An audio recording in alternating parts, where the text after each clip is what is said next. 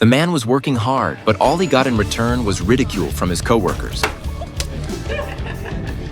Because his relentless work ethic made him stand out from everyone else, and seeing that he didn't react, the short guy beside him convinced the foreman to teach him a lesson. He kicked over the man's lunchbox, crushed his sandwich, and warned him that next time it wouldn't be so easy. Hearing this, the man clenched his hammer tightly. He could have taken on 10 of these scumbags, but this time he held back. At noon, he sat alone on the rooftop, hungry. A young guy approached and shared half of his lunch with him.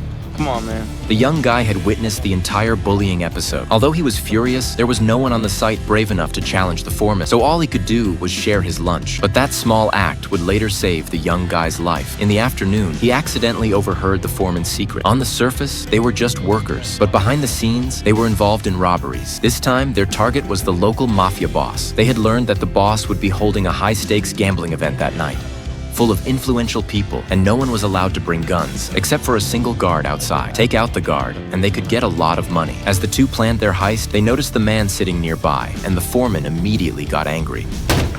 The two threatened the man. And I will mess you up without breaking a sweat. Are we clear on that? Huh?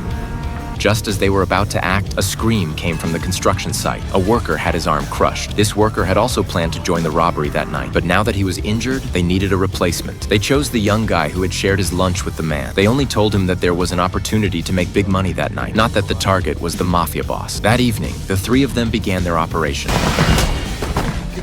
Nobody move! Nobody! What he got? Eyes down! Stay down! Two of them controlled the scene with guns, while the young guy started stuffing money into a bag. But when he saw that the room was full of mafia bosses, he panicked. The bag, just filled, spilled all over the floor. He quickly crouched down, but his wallet slipped out again, exposing him. Both the robbers and the targets froze in shock. Shit.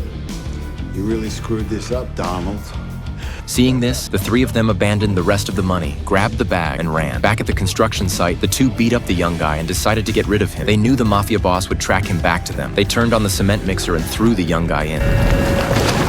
Despite his pleas and promises not to reveal them, a voice suddenly came from behind.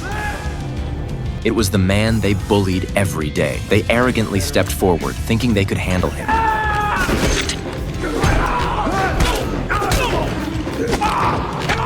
Old grudges and new ones. They would settle them all at once.